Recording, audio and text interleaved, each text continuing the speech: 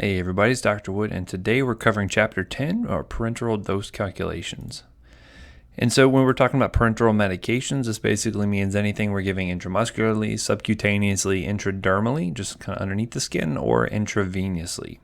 And so just to give you an example of some of the characteristics of parenteral drug administration, one of the big things to know is that it's absorbed very quickly.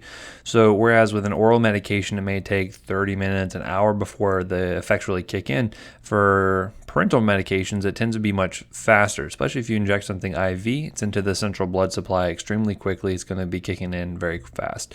We use this route for lots of different things: antibiotics, antihistamines, anti-inflammatories, basically anything you can imagine can be given via the parenteral route. Immunizations, most of you might be getting your flu shots pretty soon here, are given intramuscularly most frequently. So this is a very common way to give medications. And so most of the time, whenever you're drawing these things up, they'll be calibrated with syringes, either to cubic centimeters or millimeters. And I'll tell you, most commonly you're going to run into is mLs, but essentially these two measurements are going to be interchangeable with one another. So, 50 cc's is the same as 50 mLs essentially. And so just when you're looking at a syringe, some of the things you may want to note here. So for example, here's a typical 3 ml syringe. You can see the barrel of the syringe. Here's the plunger going inside of that syringe, which will push the medication. It usually has a black rubber stopper here. And then you have the actual tip of the syringe itself. Usually it's going to be connected to a needle, or it could be connected directly to an IV line, just depends on the situation. So here's an example of a 3 ml, as I mentioned. You notice here that the numbers on the syringe are going to be in half ml increments. So you can see half an ml, 1 ml, 1.5, etc. And then you'll also notice here you're going to have these 0.2 ml demarcations, 0.1 ml demarcations on each line here. So if you needed to draw up to say 0.6 mLs, you would draw the plunger back to 0.6 right here, okay? And you drop to 1.5 mLs, you just draw it up back to here, okay? And it would be filled with medication at that point. Here's an example of what it would look like if you were to draw it up to 2.2 mLs, right? So again, each demarcation is 0.1 ml, and it's important that different syringes may have different demarcations, so it's good to note that. Here you can see to 2.2, this is all medication here. Notice the plunger has been pulled back to drop that medication to that 2.2 ml mark. Other examples of syringes you might run into, this one's a very tiny one called a tuberculin syringe. This is most common. I'm sure most of you had a TB test done at some point. That's where a tiny amount of tuberculin protein is injected underneath the skin to see if you have a reaction to it, indicating you may have tuberculosis potentially. And so this is really useful for when you need really small doses. So there's a 3 ml syringe right here. Here's a 6 ml. Here's a 12 ml.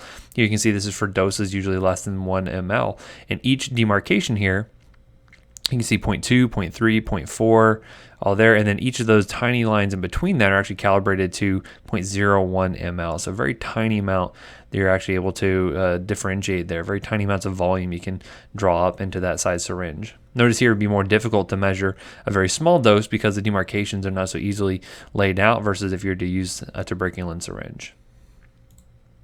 So typically when you're looking at doses, it should be written with a decimal instead of a fraction because the syringe is always calibrated to that metric system or as an ml. And please note that if you're, some of you probably already noticed this, but if you write 0.2, that's technically incorrect. You want to write 0.2 to make sure that things are not misread, because it's very easy if you were to read something written down in order and it said 0.2 mLs, someone could misread that for 2 mLs and that would be a 10-fold overdose. So it's 0.2 mLs. And again, some medications you're going to see get dosed in units per ml, and things like penicillin or insulin, we'll look at how we dose those a little bit later on. So looking at the typical dose volumes and the syringe you're going to use with it. So for example, intramuscular injections usually range from 0.5 to 2 mLs, generally no more than 3 mLs. And in those size doses, you could use a 3 ml syringe, no problem, right? The reason why you can't do very large volumes in the muscles because it gets very painful. If you imagine injecting volume down into the muscle directly, it expands out, and that stretching is what causes a decent amount of pain. So no more than 3 mLs typically. For subcutaneous, you can inject anywhere between 0.5 and 1, and you can even go higher than that. Say no more than 2 mLs for most doses. This is where patients will frequently inject themselves if they need to with like insulin and things like that. And so, but actually there's some cases where you can inject much larger volumes subcutaneously. Sometimes what we'll do for patients who we can't get an IV line on, we'll actually go ahead and use subcutaneous fluid administration. Sometimes you can even instill an entire liter underneath the skin. Usually we'll give something else to kind of break up that connective tissue, but that can be done occasionally. Just like if you ever take your animal to the vet and they give it fluids subcutaneously, we can do the same thing with people. It's pretty rare, but we can do it. And then finally, intradermal, where it's going to go right underneath the skin. This is usually a very small amount, say 0.1 to 0.2 mLs, and you would use a tuberculin syringe for this. So let's try some dosing calculations using, first off, the ratio and proportion method with the metric system. So you may have a provider that says, here's the dose of drug I want to give, and our job would be to determine how much volume we would have to draw up and administer for that patient there. And so we can use the same tools that we used in the non-parenteral dose calculation section to figure that out. Let's say, for instance, we have a drug called meperidine or Demerol, which is a pain medication, and we're going to give 100 milligrams every 3 to 4 hours intramuscularly for pain management. Right? Patient has pain, we're going to give them an opioid in order to treat that. Meperidine is one of those drugs. It comes available as a meperidine 50 milligram per 1 ml solution. And so we want to know, well, how much volume would I need to administer, or would the nurse potentially need to administer in order to get the dose to that patient? And so what we're going to do is compare the known ratio to the unknown ratio. Here you can see what we know is we have a 50 milligram per 1 ml solution, and then compare that to our unknown of 100 milligrams per X mLs. And we can solve for that. We can basically figure out that X ml would equal X equals 2 in this case here, right? Another way you could do that is setting up the proportion, is where we can go ahead and say 50 milligrams is going to be our dose available, and then 1 ml is going to be our dosage form, and then the dose order is 100 milligrams for the dose given, also mLs. And so again, by solving for X, you'd see that 2 mLs given every 3 to 4 hours would be appropriate in this case here. Another way you could use this is with the formula method of the metric system. So again, basically by looking at this, you can see again the same information, the same prescription order. And one, you want to make sure all the units are in the same measurement. So we're only dealing with milligrams and mLs, so that makes sense there. And basically what you can see here is by setting it up to where 100 milligrams as the dose ordered over 50 milligrams as the dose available times 1 ml. So again, you get the concentration here, 50 milligrams per 1 ml, is equal to the dose we want to give in volume. And so by simply calculating that out, you can see here 2 over 1, which is 2 times 1 ml equals 2 mLs in total. You could also use that dimensional analysis method we talked about as well. So here, this actually gets even easier, and this is probably the quickest way that I would do it with parenteral drugs, is I would say X mLs is going to be my unknown, is going to equal to 100 milligrams over 1. You always set it up over 1 to begin with, and then times 1 ml over 50 milligrams. And the reason why I invert the concentration here, I get the reciprocal, is I want the milligrams to cancel out. And so it's just 100 over 50, which is equal to 2. So 2 mLs of Demerol would be what I would need to administer. Now, so far we've been talking about medications being dosed in syringes that measure out mLs, but occasionally what you may actually find is that they can be dosed in units. And so this is really common for the drug insulin that we'll give. There's a lot of varieties of insulin we can administer, but basically we'll have it calibrated to the number of units it is. So instead of it being a specific milligram amount, basically drugs may be calibrated to the units of activity basically they can have. And so depending on the size of the insulin dose we need to administer, you may find either a 50 unit syringe or a 100 unit syringe. And so this is most common for insulin. That way that it doesn't get confused and someone accidentally gives the wrong dose here. Here's a dose calculation using units instead of the typical milligrams you'll find for most other medications. But this is something you might see commonly used for things like heparin or penicillin or insulin very commonly.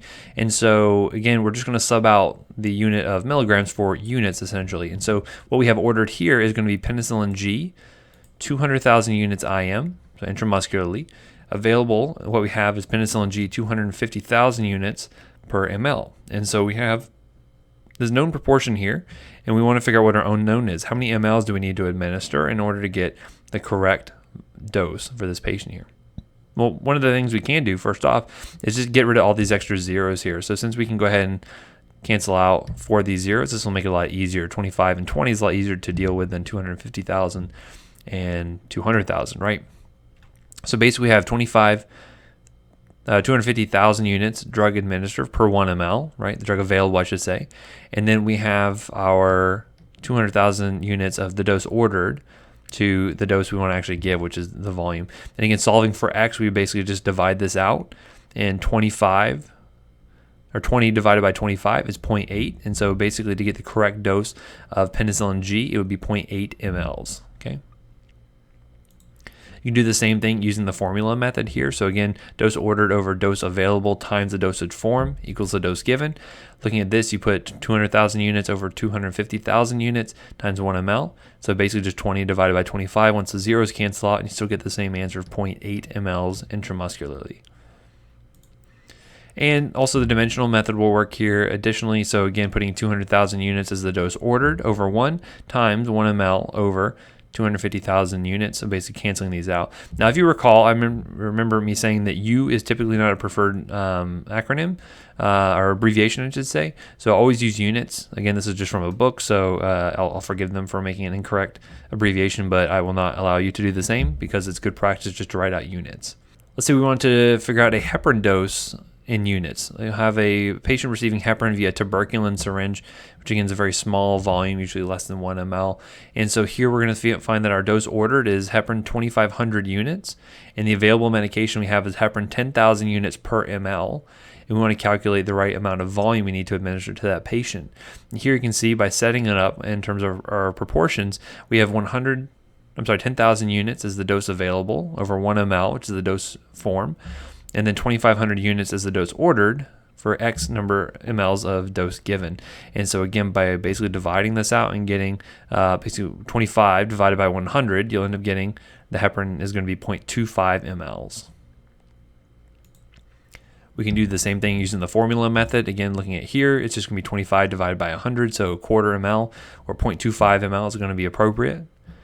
And then we could do the same thing with the linear or the dimensional calculations here, right? So basically, take the 2,500 units over 1 times 1 ml over 10,000 units, cancel these out, and basically end up getting 25 over 100, which is going to be 0.25. Now, if you wanted to measure insulin in units, this is going to be used in an insulin syringe very specifically. So the other stuff we were talking about, the heparin, the penicillin, we were still figuring out the volume to administer. But the nice thing with the insulin syringes is we're always going to be drawing it up to the number of units available. So for instance, if we're dosing Humulin R, which is a type of insulin, we want to give 26 units, and Humulin N, which is another type of insulin, 26 units. And all that we have available are going to be 10 ml vials of Humulin R U100 and Humulin N U100. Basically what this means is it is 100 units per ml. The question is, well, how much insulin would I draw into a U100 syringe? Well, this is pretty easy because I don't have to actually convert this over into my mLs at all. I can just draw up the syringe to the correct amount. So basically I would draw up Humulin R up to the 22 units, and then draw up the Humulin N in the same syringe up to a volume of 48 units in total. 22 plus 26 is 48. So this kind of takes some of the guesswork out of it, which is good because if you screw up insulin and give too much, you find the person can go into a hypoglycemic coma. If you give too little, then the person is hyperglycemic, which is less problematic but can still be an issue over time.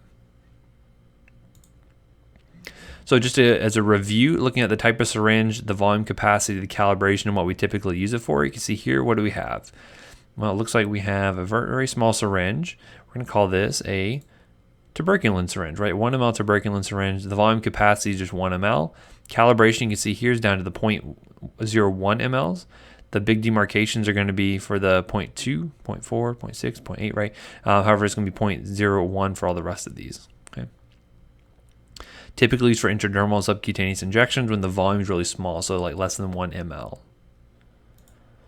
How about this one? It looks like we have a volume capacity of 3 ml, so 3 cc's. Notice here the calibration is still 0.1 instead of 0.01 in the last one we saw. What is this used for? Well, this is frequently used for a lot of intramuscular or subcutaneous injections. As long as volume less than 3 ml, then you're good to go, right? And then here you see a U100 insulin syringe. You notice here it's just in units, right? What's the capacity? Basically, it's going to be 100 units in total. And what do we use it for? Insulin, and really insulin alone. Typically, it's going to be subcutaneous insulin administration. And notice here the calibration is 0.2 units per each of these tiny lines here, right? So 2, 4, 6, 8, 10, and so on and so forth. That's it for this section. If you have any questions, let me know, and I'll talk to you soon. Thanks a lot.